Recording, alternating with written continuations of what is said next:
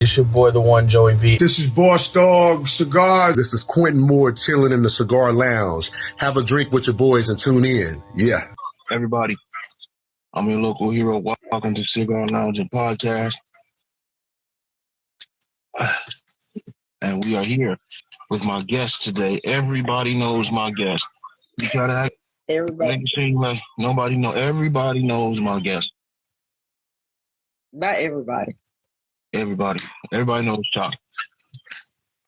Everybody knows. This is like 150. Like everybody be like, "Hey Chuck, hey Chuck, hey Chuck."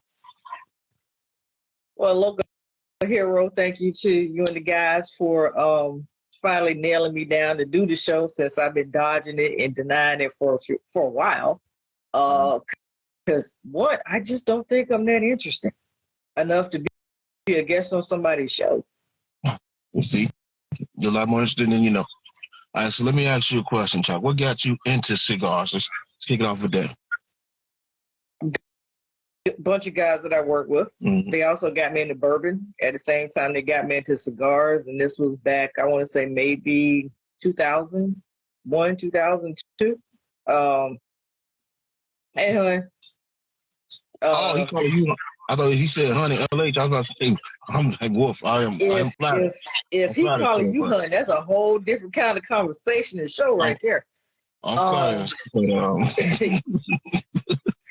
So I'm going to answer the question. So I might not see all the comments. If I don't, I apologize. I'll try to catch them.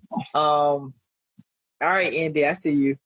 So I worked with these two guys, and they were like night and day, but some of the best guys I ever worked with in the job that I was doing at the time. And we went out on an out-of-town trip, and one of them made Maker's Mark and Coke. First time I've ever had Maker's Mark and Coke. And then we came back home from the business trip.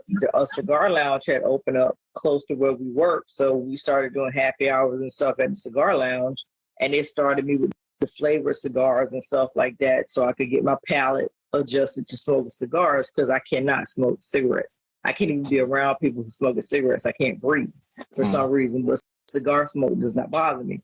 So I dabbled, here and there with the flavor cigars between when they got me started back in the early 2000s up until about 2020, because I had been going back and forth and trying different cigars, but it was mostly flavored. Went to a brick and mortar that had opened up with one of my girlfriends because she didn't know anybody else that would smoke cigars with her. And we go in, and again, I started with Tatianas because they're flavored.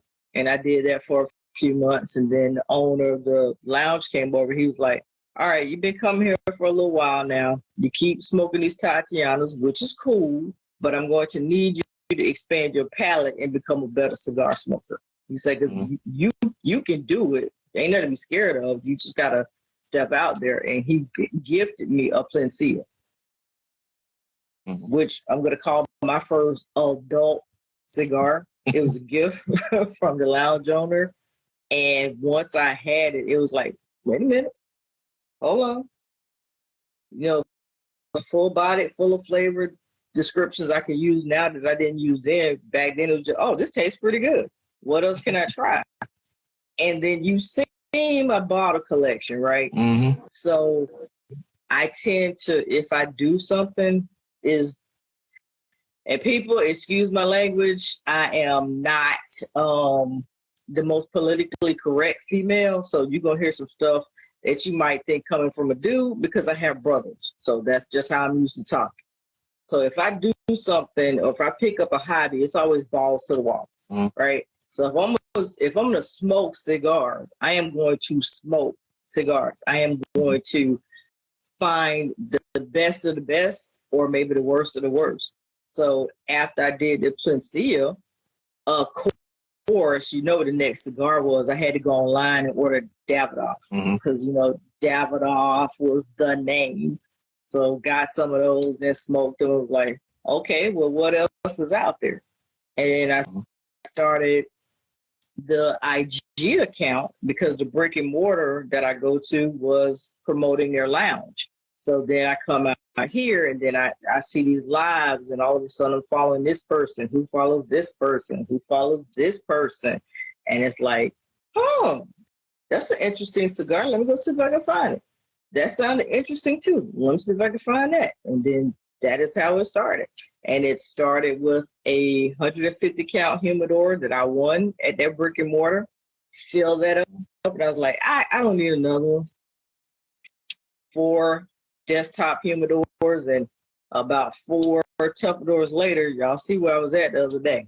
And that is my cigar journey, and it is never ending. And along the lines, a little tip or two. Little something. Well, tonight, the bottle by the foot is a little. I don't have any alcohol. What the fuck am I doing? I haven't had that one yet. Little Town and Branch. So, floor is yours. What else you got for me? I realized, what the fuck am I doing in my life? Ain't no alcohol. All right, so we got to that story. Okay, so when you first went into the lounge, did you feel like you're a woman? I'm imagining there was a lot of, it was dominated by men. It was. Still is. Did you feel did you like glares or like weirdness with it, or you just said fuck it and went in? Okay, so funny you say that. I've only had one really weird encounter at the lounge, right? And it was just some drunk dude. The majority of the time, I don't care what lounge I've gone to, where I've been, I've never been made to feel out of place by anybody there that's smoking. I've never been made to feel like I shouldn't be there, or as a female, I'm out of pocket for smoking a cigar. If nothing else, most of the guys, they will see what I pick out of the humidor, and it's like respect.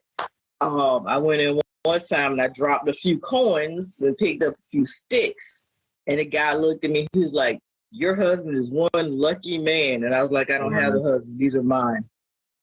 He was like, "Oh, excuse me." I was like, "These are mine. I don't have a husband." Did he say that you one lucky woman? Yeah, she did. He was like, "Well, okay, you're a lucky lady, and you have some good taste." So that's usually like the most surprising thing, is that the cigars are for me. Most of the time, the guys usually think I'm in there picking up as a present for a significant other or something. So, and then I will go and sit down and light one up, and I don't need help lighting my cigar. I don't need help pairing it with whatever I want, and I just find a place to sit and relax. And I've had some good conversations with some guys, and I've had one really awkward situation where some drunk dude came in just to let me, and he sat down next to me to tell me he was horny. So I told him to go to the bathroom and jack off because I couldn't help. Other than that, it's been a lot of fun. Okay. All right. I have run into some of the weirdest dudes. I'm like, do I just have fresh off the farm on my forehead, or desperate or easy written on my body somewhere? I'm not sure. Some dude tried to pick me up somewhere, and I was just like, really? And the whole time he's telling me he's a happily married man, but he's still trying to pick me up at the same time. And all I did was give him some cigars. That was it. No hotel key. No, let's go hook up. No, none of this. You my cup of tea. No, none of that crap. But it was just like, I did what we do when we go places, right? You're at this place where it's a lot of golfers. Most golfers smoke cigars. So, of course, I have a travel humidor with me. I'm like, you smoke cigars? He's like, sure. So I give him some cigars. I ain't give him booty. I ain't give him an invitation. I gave him cigars. That was it. But for some reason, he thought that was a door to, I'm getting lucky. No, bitch, take your ass back to your wife and your 4 kids, leave you alone. Craziness. So his wife ain't get him cigars, though. Not my problem. You look like you got more money than me, so go get your own. But and his friend, I asked his friend, I said, is he always like this? He said, unfortunately, yeah. Oh. I was like, so this is a personality trait, okay. Yeah, he was faking like he was drunk. So, wow, leave it to Chuck. What when it comes to cigars, what is your favorite pairing? Whatever stick I'm smoking with whatever I'm drinking. Let's go with So that. I don't have like. I mean, if I'm deliberate about it, most of the time, right? It's just because I'm never going to be an aficionado because I don't want to be one, right? I don't want to learn about blending. I don't want to learn about what goes into the wrapper. I just want to go buy, smoke, and enjoy. Same with my bourbon and my tequilas or whiskeys. I just want to buy something that looks like a pretty bottle, crack it open, see if I like it or not.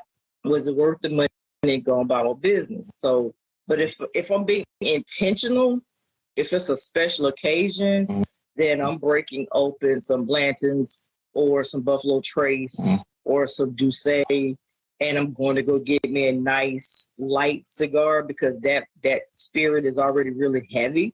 But if I'm doing something lighter, then I might go to a darker cigar.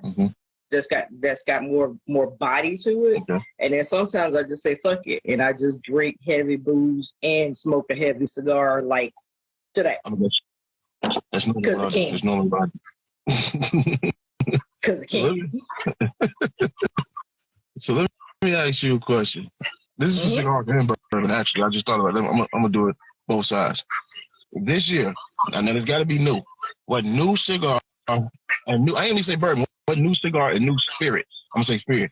New spirit you've tried has knocked your socks off. The Diplomatico. That's a good one. That Diplomatico, the Diplo took me love because it was fantastico. It was good, and that was one you recommended, and I got that bottle. I can't tell you what that bottle is now, though. I can tell you I put it up and I hid it behind some stuff, but I can't tell you where.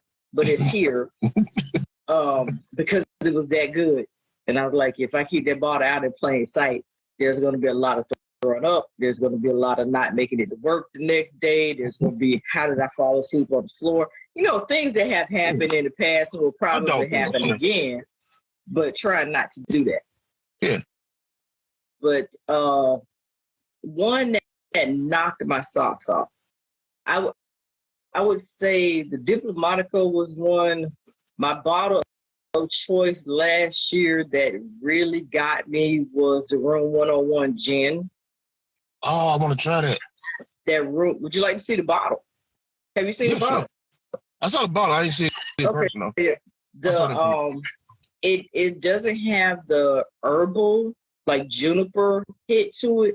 It's got more of a citrus hit to it. Mm-hmm. So it's more citrusy than medicinal, and it is phenomenal. And Sev gave me a recipe for it that was very forward. It brought out the hints of the citrus in that gin, and it was phenomenal. But most of my spirits I drink straight. I hardly ever mix. Sometimes I mix. If I buy a bad bottle that I don't like the taste of it straight, then it becomes a mixer.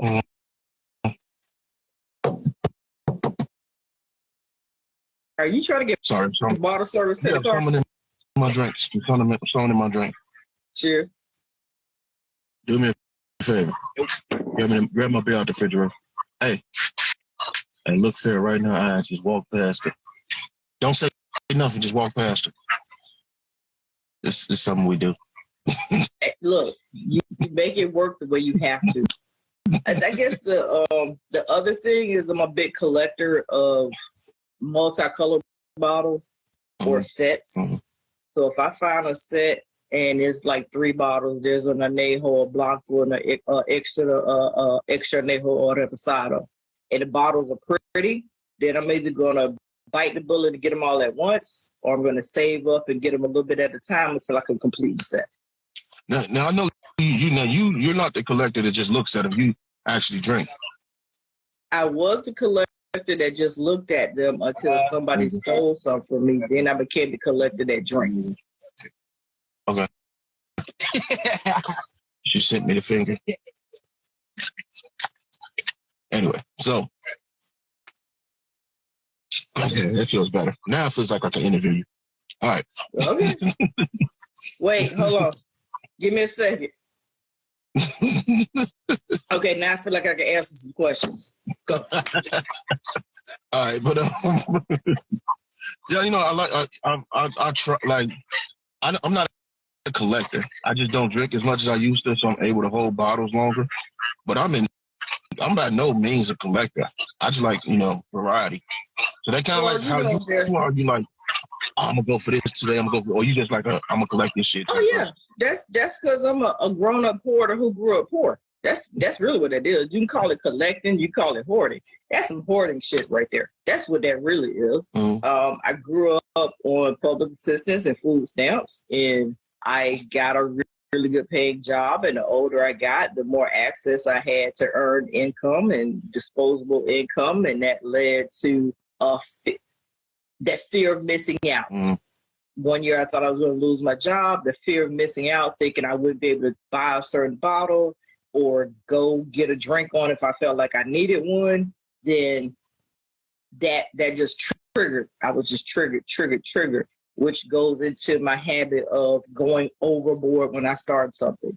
Like I started cigars, I went overboard. I started buying pretty bottles, I went overboard. And that is how the people were able to steal from me. I had so many bottles, I couldn't tell something was missing until it was all unpacked. Mm-hmm. But so now I hit a bottle, or I'll drink out of this one, or I'll try that one. And I find weird stuff too, like the blueberry whiskey. It's actually pretty darn good. Look, LA, I smoke Gurkhas. What's blueberry whiskey? That's true. I'm smoking. This is a house blend Lancero, out of the Cathedral in Tampa. That's me.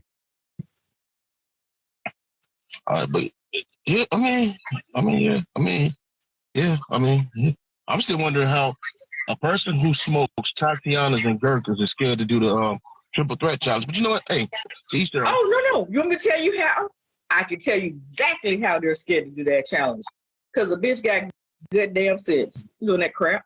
I see no point in messing up my insides or my mouth or my throat, even though we don't inhale this crap, or my sinus passages, by smoking some crap like that. Why would I do that? I ask myself that question every time. For bragging rights? I ask myself that question before I do it. I don't need bragging rights that bad. It's okay, MJ. MJ, it's okay. You hurt MJ feelings. Oh, a little baby, little shit. What the fuck that? Doing that crap. The fact that you guys actually did that challenge of the hot garbage and smoked and got grown ass men to put cigars together that had their souls leaving their body, crying for their mama, sweating on their eyelids, and puking. Priceless. As a guy thing in a conglomeration of the brotherhood, I applaud it. As a chick on the outside looking in, ain't no way in hell. It's definitely leadership right there. Yeah, that was. I was real proud of us. You should be. Shout out to all the guys who started smoking after that. Shout out to all the fellas who were rethinking every life decision ever made while smoking them cigars. I didn't see the Virgin smoke a cigar for 2 weeks after that.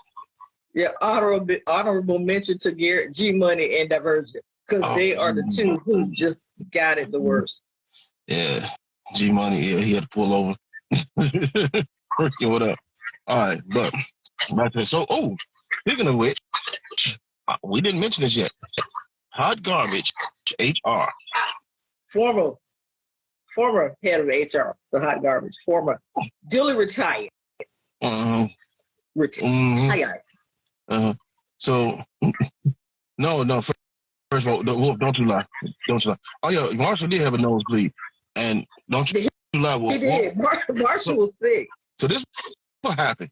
MJ was doing it. I said, damn, man, I can't let my buddy go out like that. And Wolf was like, why don't you go ahead and do it? I was like, no. He said, no, go ahead and do it. I was like, okay, fine. So I was going to do it. He didn't do it either. Saturday. He didn't do it either. Yeah, he didn't. Yeah, he didn't do it. I was gonna do it Saturday. He's like, why don't you do it today? Like, no, I was gonna do it tomorrow. Like, no, why don't you do it today? This motherfucker. All right, cool. I'm gonna do it today, and I regretted that. I walked in the lounge next day, and everybody, and like my buddy was showing everybody the video, and they just looked at me and was like, you know? I mean, some of the contraptions were very ingenious.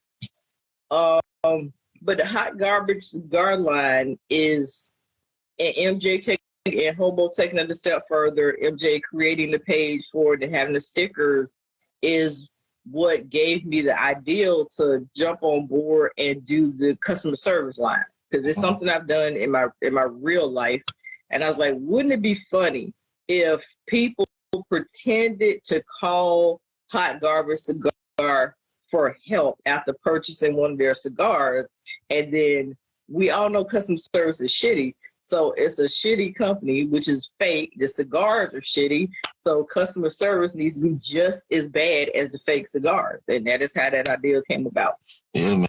And then don't forget, you got those hot garbage witnesses. Go over there, smack shit up. I'm telling you, boy, them hot garbage witnesses is terrible. They left gurkles on my windshield. I didn't like that. Oh, yeah, we did have one former employee go into the witness protection program, and he was anonymous with his reel, and that is one of the funniest things I have ever seen in my life. Rumor is that employee can't walk no more. Anonymous. Anonymous employee can't walk no more. He said his basketball, but was it? It's. I think it was a result of the cigar that Hot Garbage puts out that's called Snitch, Wind Up in a Ditch. He got rolled and lost use of his legs. That's what happened. You know what, y'all do? So back to you know what? And this is what I like about this community, man, woman, whatever. To be in this community, you got to have thick skin. You do, and you can roll with the punch. I think because you said you got brothers and shit, but you was made to roll. Yeah, you was made to roll with the punches. I will give you that. Yeah, I tried. Now, do you find it? This ain't even about women. It's about in general. Do you find like a lot of people in the community are like really overly sensitive? You know what? I am a very introverted person, and my feelings get hurt very easy. But I was raised with boys, so I will have my moment of pity, and then I will go into the land of petty. Mm-hmm. That's how I'm doing. I'm Tyler Petty. I'm gone. And I will leave you alone as long as you leave me alone. Mm-hmm. So I am only 5 feet, 1.5 inches tall. I can't put physical hands, but my verbal hand game is no joke. You bully people. Stop it. You bully people. I do not bully people. I saw you when you bully homeboy when you was like, that's all you got? And you proceeded to start putting down box. That was not bullying. That was a response to someone's beliefs that they were better. So they were petty. I was petty. What was it? There's some politician out there right now. He said, when they go low, I go nasty. I saw that video. He said, I'm not going to be the bigger man. Yeah, that was not a bad motto. So I try to leave people alone. I've had some moments where I got out of pocket and I was less than the person I wanted to be. So when that happens, I'll take a little break because social media can be a bit draining. Mm-hmm. It can be draining because who I am on IG is not who I am in my real life, right? This is just for entertainment purposes. Now, who I am as far as how I talk to you guys, try to show y'all respect, engage in the conversation, all of that's real. But the entertainment of it all, that's not necessarily who a person is. And I wish more people understood that a lot of this stuff of trying to keep up with other people. And what I mean by that is, if it's not in your budget to go buy a cigar that you see that somebody has just because they're showing that cigar, then don't go mortgage your kidney to go get that cigar. There's lots of cigars I wish I could go get, but they're not in the budget. Because why? I need to keep a roof over my head. Don't keep over other people. Just do what's right for you. Like my collection, people, like I showed you guys the bottle collection, right? It's obvious I spent a great deal of money when you just eyeball what you see in the shelves. But that's over a 15-year period of interchanging bottles here and there. And look at those spoiled. So that's the best part, depending on what you get. I would say this too, and I always say this to people when they first start out. Don't let price is not indicative of quality, but so for me, I actually got a hookup in the cigar lounge and the liquor store. So I don't pay full price for the liquor, and I also get it on sale. So good. That's how I work it out. I was like, for my birthday, on my birthday and New Year's, I'll go all out. Like, fuck it. It's my birthday. I'm gonna celebrate. It's $100. Fuck it. Give it to me. Any other time, I stay economic. And I'm gonna ask you this: my price range for liquor is anywhere from 10 to I'm gonna say 70 on the high end on every day. Ooh, my wallet wishes. 70 is the high end. Between anywhere from 10 to 600. See, no, not on every day. And it's not a everyday thing, right? It's a special occasion or it's a bottle I have been hunting forever. Because I call myself a pirate hoarder for a reason. I get triggered by something I've seen or I've seen a video of it, and then I have to hunt it down. And I have paid over fair market price for a bottle just to add it to the collection. I don't have it in me. If I see if I'm in New York, I know I don't have a choice, right? Right. But if I'm like rolling through any other state, like I'm rolling through Maryland or PA, and I see the price and I know the price, I'm like, I can't. But okay. Yeah. So let's talk about price points and where you are and where you might be life-wise, right? I'm closer to dying than I am living. And what I mean by that is I'm older, I'm middle-aged, I'm getting ready for Social Security, damn it. So, and my kids are all grown and gone. So my bills are different. I don't have a car note, right? So that stuff I might have been paying for when I was younger that controlled how much I might splurge. A lot of those blocks aren't there like they were when I was trying to raise my family because everybody's out. So I might see a bottle for $300 and I don't have anything massive coming up. So I might splurge and get it. But am I doing a $300 bottle every month? Hell no, because a bitch will be able to eat. And we see how fluffy I am. I ain't missing no meal. Or I might save up. So here's how my collection started, right?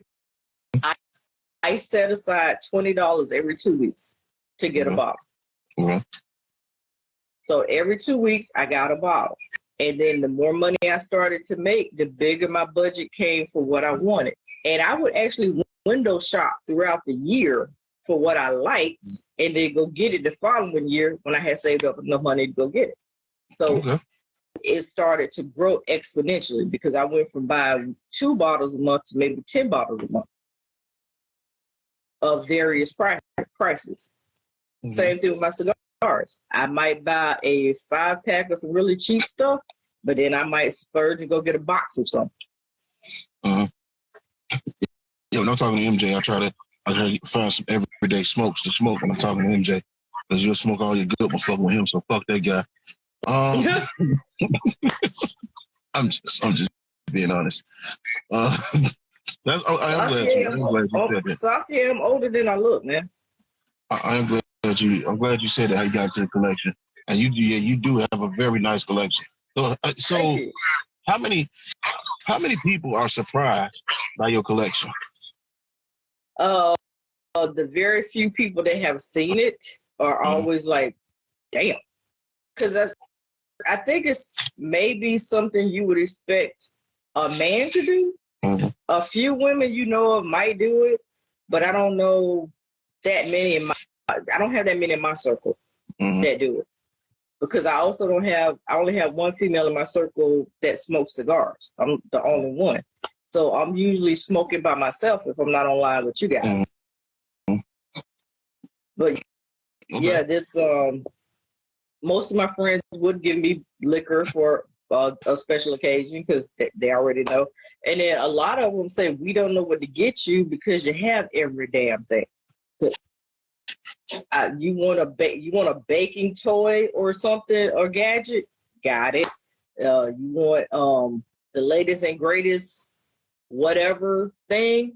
I got it because I pick up hobbies. I do that kind of weird crap. So if I wanted to go make 60 little mini cheesecakes, I wouldn't have to go buy extra pans to do it because I have them. Nothing wrong with mini cheesecake, especially if you had booze. Oh, I used to do it as a little side thing. So like my friends would have baby showers or something like that. I would make mini cheesecakes, or they have a potluck at work. I would make them and take them to work, and then it became, when you gonna bring some more? I'm not. It got so bad at LH. One time I took them into the office, like for the first time, because I didn't want anybody to know I did it. I dropped them off and disappeared. And someone tracked me down and was like, oh yeah. Who made those cheesecakes? I never opened my mouth. Someone said she did. She came over and was like, oh, I'm going to, by the way, I need the recipe for the cheesecakes. And by that, I mean, you need to give me that recipe for the cheesecakes. I said, by the way, I don't even give my family the recipe for that cheesecake. Bye. And then I was leaving to go home. And she was like, where are you going? I say, home. Where are you going? Audacity. That's crazy. Yeah, I didn't know you baked. What'd you say? I know you baked. I'm from the South. Well, you know what? I can't say that because everybody from the South don't cook. So I grew up being raised by my great grandmother. I consider it different. So cooking and baking to me is two totally different things. Like I can cook. I'm not a baker. Like I'm not baking cakes and all that. I can cook whatever you want to eat, but I'm baking cakes and all that shit. I'm not doing it. Well, I'm not exactly a rule follower when it comes to baking. And baking is a very precise way of cooking because measurements and all this other kind of stuff. And I still wing it to see what's going to happen. But yeah, I do, not anymore, but I do the weird stuff like chocolate covered strawberries or cheesecake stuffed strawberries and then dip them in chocolate. I dip Oreos and pretzels and stuff like that. I've made right here is a genius. I've made white chocolate strawberry covered popcorn. That's I really into white chocolate. Yeah, I've done. So I'm that weird person that is in the office that likes to feed everybody. At least I used to be. I've gotten out of it. So I used to do like a full breakfast buffet. Okay. So I did a breakfast casserole, which was grits, cheese, scrambled eggs, and sausage. Then I did the fruit parfaits that had that set up next to that. And then there was red and yellow watermelon cut up next to that. And then there was like 6 dozen donuts and then 3 different kinds of juice. I was that weirdo. Okay. Yeah, somebody got to pay me. That's everybody gets one. Fun. Yeah, everybody gets one after that. I did it for fun. Or like I would get stressed out and I would start baking. So dozens of cookies would just show up. And or peach cobblers would show up, or banana puddings would show up, deep dish apple pies would show up, depending on my level of stress. Dang, okay. You smoke cigars, you drink bourbon, and you bake. God damn. See, that's why I say everybody know chop. Everybody does not know chop. Everybody know chop. You don't want to admit to it, they know chop. There's nothing to know. There's nothing I've said out of the ordinary right here. This is the same stuff I talk to you guys about all the time. It is.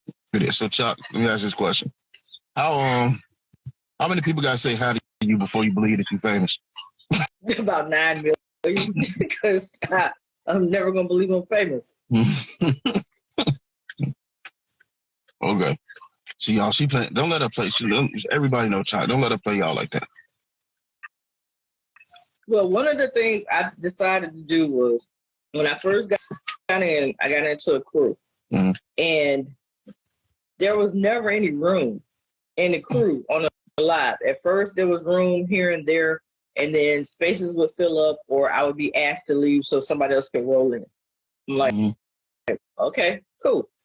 And then the vibe off of them wasn't that great, so I went and started hanging out with other people. And one of the decisions I made for me is I don't have anything to sell. The only brand I represent is mine, which is Chocolate One. So for anybody who's ever been curious, it's Chocolate One. Chocolate One. Chocolate One. But I prefer just Choc. You will hear other people call me different nicknames, but I have a special relationship with that person, so I will answer. And if you try to use a nickname somebody else has given me, I will check you because I don't know you like that. But I feel like as cigar smokers, for me personally, I didn't want to tie myself to just cigar smokers because I also drink bourbon. I also follow people who do tequila because I drink. Because we know a girl ain't never far from having more than one bottle by her foot. There's my tequila. I drink tequila. So there's lots of different things I'm interested in, and there's lots of different areas on IG to go look at that have those interests, from K-dramas to country music to cigars to booze, whiskey. Hell, if you want to go look at crocheting, you go look at crocheting. I go follow movie posts and different stuff. So I pop up in a lot of different places. And I've just been very fortunate that some of these people I've met in other places follow me back to the cigar community. And then some of the people in the cigar community have followed me over to like the other areas. And I think that's a beautiful thing. Mm-hmm. Yeah. That's why I say everybody know Choc. Choc don't put a lot of people on. Well, okay, what did you consider putting on? There's a lot of people. There's a lot of people that get follows because you follow them. Okay, now that's something that I've just heard. Yeah, it's a lot of even if I'm on with you, it'd be people that start following me because I'm on with you, and I'm like, oh, okay, it must be one of the Choc people. Oh, okay, like Pie Cruiser. I mean, Pie Cruiser through the beer community. Yeah, see. So you get connected like that. I'm just met some pretty awesome people. I've gotten drunk on some lives. I've fallen asleep on some lives. I was going through some stuff. I had trouble sleeping. Like you guys are on late at night. I would turn your lives on and use that as background sound so I could fall asleep. Yeah, because MJ crazy. So if there's some people that be like, hey, Choc, how you doing out there? You never heard me answer. That's because I was in the background snoring. I have fallen asleep on a live, drunk, joined the live, told them I had been drinking before I got on, so I was not responsible for anything that happened, and I fell asleep on the live. Camera was off, though, but I still fell asleep and was snoring. She had me drinking, too, on lives when I was minding my business. Not today. Ooh, it's 9.9. Not today. I'm too far to twist your arm. First of all, you outweighed me, and you a foot taller than me. How could I force you to drink? I was minding my business. And everybody was drinking. You said drink. And I was like, yes, ma'am. I did not. I would never force somebody to drink. That's a lie. Yeah, I would. I'm glad you caught yourself. I am glad you caught yourself. I'm glad I had to call you out on that. I would try my best. Like, you gonna let me drink by myself? You brought me out here. I'm drinking, but now you can't drink. Yeah. That would happen. See, hell, that has happened. Yeah, yes, it has. With you. I'll go ahead and fess up. It has happened with you. And I think I did it to you with the Diplomatico. Yeah. Yeah, I was minding my business. I was like, yeah, I've been drinking all day. He's like, well, you haven't drank with me. I'm like, oh, God damn. I did. Yeah. So let me ask you, so Choc, have you you met a couple people that you talked to on here. But have you ever been out and like people notice you or people know who you are? Have you been talking to Wolfie? No. Huh? I'm just asking a question. Okay, so where I live, no, because very low profile. Again, I am not famous, but I did attend an event, and as I was walking through the crowd, there were people who came up to me to introduce themselves and their spouses, had no idea who they were. They were saying their real names, and I don't use my real name. I'm trying my best never to do that. And they was like, oh, well, this is me. And I said, well, what's your IG name? And they told me, I was like, oh, okay, now IG name I know. It was like, can we get a picture with you? Can you get a what with me? You're not famous, yo. I'm not famous, but I was like Indy Cigar. That's how I met Indy. He was at the same event. So I've had an opportunity to meet him in person. But he was sitting at his table. He looked up, he went, chop. And I had to think, and I was like, Indy. But that happened. I remembered walking through the crowd, and this was the strangest thing to me, because it's never happened to me before, was to hear people whisper, I think that's Chop. I think that's Chop. Is that Chop? Is that Chop? I think that's her. That's got to be Chop. Hey, is that Chop? Yeah, that's Chop. And I'm just trying to get through the crowd and get to my table. And it was just so surreal, because I'm just me. And to have people want to take a picture with me because I'm Chop? What the man, do you not know all of this drinking cuss and you want a picture with me? All of this fluffy? Why? All famous to me. Regular people people need a better hobby. Regular people don't sit there and say, you don't never see a regular person ask another regular person to take a picture with them. I'm just saying. Like, why would you want one? But it was surreal to have somebody come up to me and say, can we take a picture with you? Wait, why? Okay, well, Scam, you try to run with my picture in it, but okay. So, and I did, I went about my business, and then I just stayed. It's amazing how well you can hide in a room full of people. Oh, yeah. Most people are self-absorbed. I hid in this room full of people. Yeah, but they caught you walking through though. So yeah, you gotta admit. They caught me walking to my table. People know. They know. And it was weird. Just, I think that's her. Is that her? Is that her? I think that's her. I'm pretty sure that's her. Are you sure that's her? Yeah, that's her for sure. That's Chalk. I think that's Chalk. That is Chalk. That's Chalk. Okay. See, it was weird. It's cool. She ain't famous though. I asked everybody, and it is crazy. Like I said, when we did our first event at CI, we had people like, I follow you guys. Hey, I follow you guys. Oh, look, you look, you LH, oh, look, you Coco, look, you. So yeah, I was like, oh, okay. That's because you are famous. You are the local hero. You have a podcast. You have an IG fan base. You upload your stuff to YouTube. You have subscribers. You are famous. I'm just this little loudmouth lady that gets her on IG and smokes and has a good time. I'm just a kid from Chicago. I'm just a poor black man trying to make it in Bel Air. I'm just a chick in Florida waiting until I retire or die, whichever comes first. So I'm imagining like this. So this is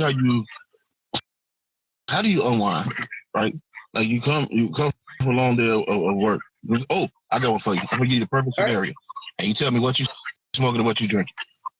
You had a day at work.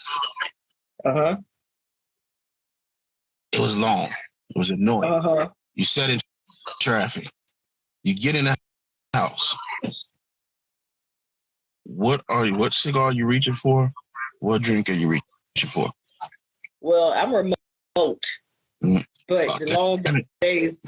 Oh no. Before I was a remote, there was times I was going to office. So Okay. if it's been a long day, even remote, right? People don't understand. Even you were working remote, you can still get tired. You still get burnt out. You tend to take fewer breaks when you're remote. But if I've had a bad day, that cold is whooping my ass, I'm frustrated, I can't get things to do what I want them to, and I'm tired, I'm gonna go in there and get me something expensive to drink. Okay. And I'm gonna find me something expensive to smoke. That's going to be a Tatawahe kind of day. It's going to be a Davidoff kind of day. It's going to be some Blanton's or some super expensive bottle that I bought that I haven't even cracked open yet. It's going to be that kind of day. And the reason for that is I need to remind myself of why I do what I do every day. It's so that I can do the things that I enjoy. And it's got to the point now where I have a morning cigar, an afternoon cigar, and a nighttime cigar. So I'm at a 3 cigar day habit now with no problem. But yeah, it's usually it has to be something that reminds me why working is worth it.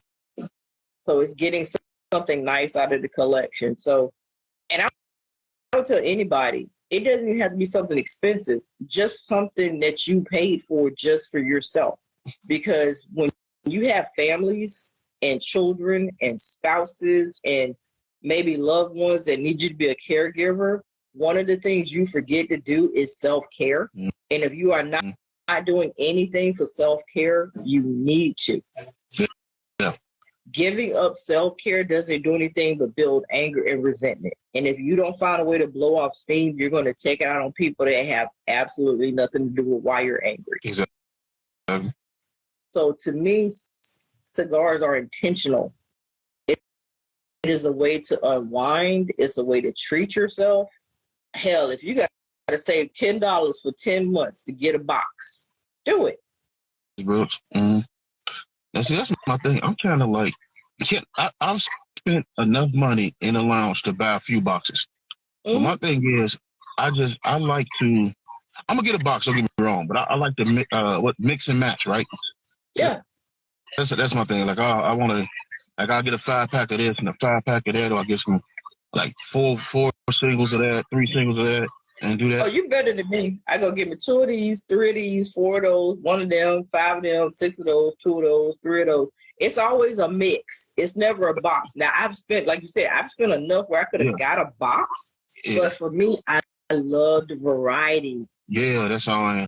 I love the variety. It's like, dude, you know you spent enough to buy a box of these, right? And we got them at discount. I was like, yeah, but I like a variety. I don't like to do that.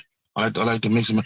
Like, even if I like the cigar, so if I go into a cigar, if I go to a humidor and I don't know what I want, then I might go and get my, old reliables. But if I walk in there, please, man, if I walk in there and I'm like, sometimes I just walk around and just see what hits me. I can tell you exactly how many times I bought a box, because that's how often it happens. My first box was a street taco barbacoa. And I repeated that purchase because for me, that is the ultimate cigar. That cigar is good. That is chef's kiss. The other one was the Aganorsa Silver, what is it? Silver Anniversary or something like that. I bought a box of those and they were okay, but I mostly gave them out to people. But if I was buying a box, it would be the street taco barbacoa all day. Everybody else is singles or doubles or triples. Okay. And that's why the Tupperdoors look like they do, right? That's why I can't tell you where most of them came from, because it was give me this, I picked this up from here. Even if I order online, it's still not boxes, it's still singles or doubles. If I could get them in singles, I'm buying singles and I'm still mixing and matching online. Okay. Yeah, I like that. I like that too. I like the variety. I try. Like, I think I bought one box, and there was a box of my father. It's just a regular my father. I think that's Solid the only smoke. book. I haven't had a bad my father. Yeah. I have not had a bad. That's the only buy. I will now. I am going to buy a bundle of because they sell them bundles. I'm gonna buy bundles of Placencia Reservas. The 18 was it 1850, 18, whatever it is. I like those. I like any Placencia I've had. I'm due for a trip to the lounge soon, but it won't be anytime soon because I'm in budget land right now, saving up for something else.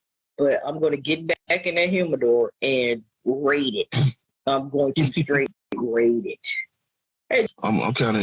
I'm not saying I'm in budget mode. I just kind of easing up because I know I'm hanging out with Ray. October 5th, we going to CI for the cigar fest. So I already know I'm trying to keep room in my humidor. I don't know why I haven't bought another one. I do have a Pelican case I'm gonna use for like traveling, but I got to give me another. I got to give me a bigger humidor. You're being smart about it, right? Like I wanted to go to Japan. There was no way I could go to Japan and keep buying liquor in the quantity I was buying it in, and cigars in the quantities I was buying them in.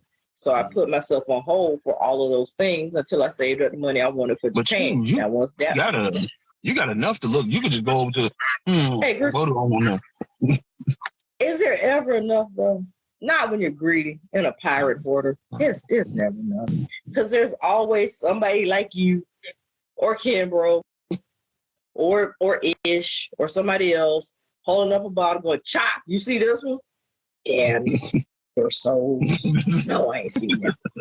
I just said, because I told Ken about the Davidoff and then this motherfucker went out and grabbed it. I said, oh man, now I got to go get the bottle now. For the price point you said they had it at, you better go get you a couple more and put them in the back somewhere. I ain't worried about it. They hold them for me. I just tell them like, hold me down. How special is it? I feel like we're doing reverse interview back and forth questions, but how special is it when you form a relationship with a lounge or a vendor or someone where it's not just gimme for free? It's reciprocal, right? Where they respect you as a customer so much that they hold stuff for you. I mean, I think that's great. That's always great.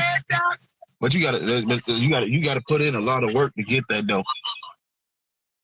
Yeah, you gotta put in a lot of work. You can't just go in there and buy a little. Because I remember when I bought that Nyack and the owner was there. We took pictures and we had a conversation.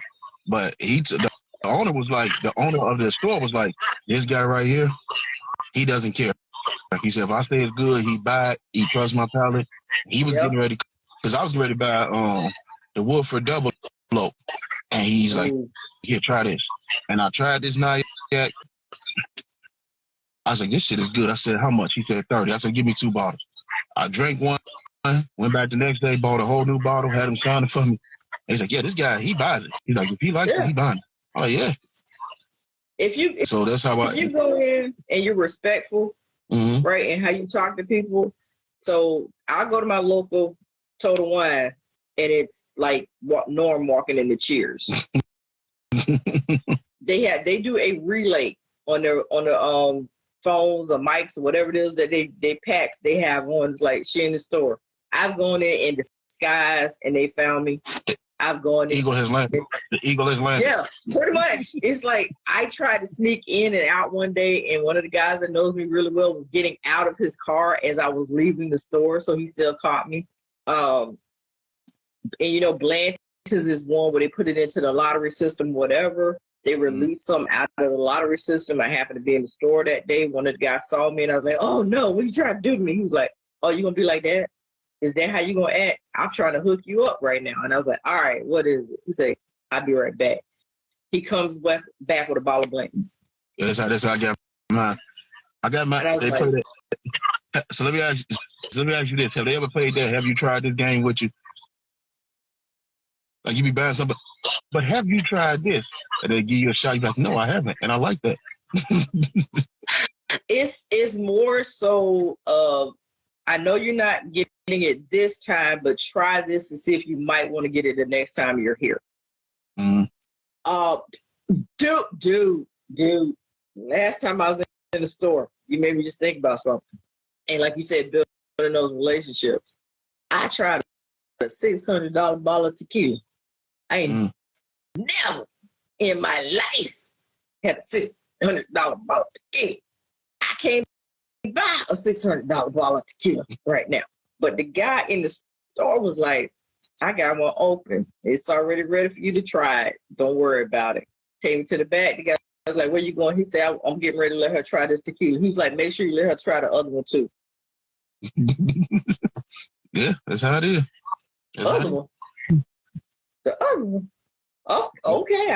I ain't gonna fight you. Okay. Yeah, I mean, if I just have to take $600 tequila, damn it, I'm gonna take one for the team today. It was delicious and it was smooth. But if I wasn't a good customer, or if I wasn't a nice person, or try to be respectful, it's an opportunity I would have never gotten. Yeah, exactly. Because he knows I can't afford to buy it, but he just let me try it. Mm-hmm. And I was thankful. I was like, oh my God, that is delicious. That's wonderful. And I ain't gonna never be able to buy it, but thank you. And he was like, not a problem. Yeah, man, so I remember when I walked in there and I saw, matter of fact, I didn't even see it at first. He's like, I guess because the owner was like, I know you smoke cigars. Because he smokes cigars. He said, I got something for you. He put the black in on there. I said, where the fuck you get this? I said, nobody in this area has that. He's like, I do, and so do you. Here you go, $30. I said, 30? He said, 30. Shit. Okay, let me get that and this bottle. Here you go. But see, that's how we shop, right? They hook you up with something else. They already know we might pick up a little something else out of it. Mm-hmm. So they always get a little bit more out of the deal, but everybody wins. Mm-hmm. They get a little extra sale. You get something that you haven't had before, and then you keep it moving. But yeah, they don't need to upsell me. I upsell myself. Because I walk the aisles. Yeah. Unless it's something specific, I'm walking the aisle. And they're like, ooh, you. Me and this guy, our palates are so close. If he says good, I trust him. He's like, and that's some good. He's like, that's some good bourbon. It is? Give it for me. Yeah. I got it. I'm just the same way with cigars, right? I'm not a aficionado so much. You know, I don't retro a lot because I have sinus problems. And retroing a cigar when you have sinus problems is one of the worst things you can do. Mm-hmm. And everybody's like, you're not getting the full body of the flavor of the cigar if you're not retroing. If you're not retroing, you ain't nothing. Okay, well, I guess a bitch is nothing because I'm not retroing. And I get the smell off the foot. I don't have to retro. I get the smell off the top if I want to try and get some notes off of it. Or I get it out of the taste of the wrapper. I don't have to pull smoke into my nose. For the people that are blessed to have that talent and be able to do it without choking and gagging, more power to you. I am just not that person. It's not worth the headache. Now, I didn't know what I was doing. Like when I did it, and I remember I was at the lab, I said, oh, you retro help. I was like, the fuck is that? Like, yo, you taking it blowing out your nose? I'm like, oh. Yeah, I can do it. I know I can do it. I could do it, but I just did. But I get a worse sinus headache from retroing than I do from drinking a bottle of tequila. Yeah. I would rather be hungover from some booze than a sinus headache from a cigar. On that note, salute. Yeah, everybody, we finna go and get up out of here. I got 5 seconds left. Shock, thank you for joining me. Now I'm finna go live. You're welcome. Get the drinking.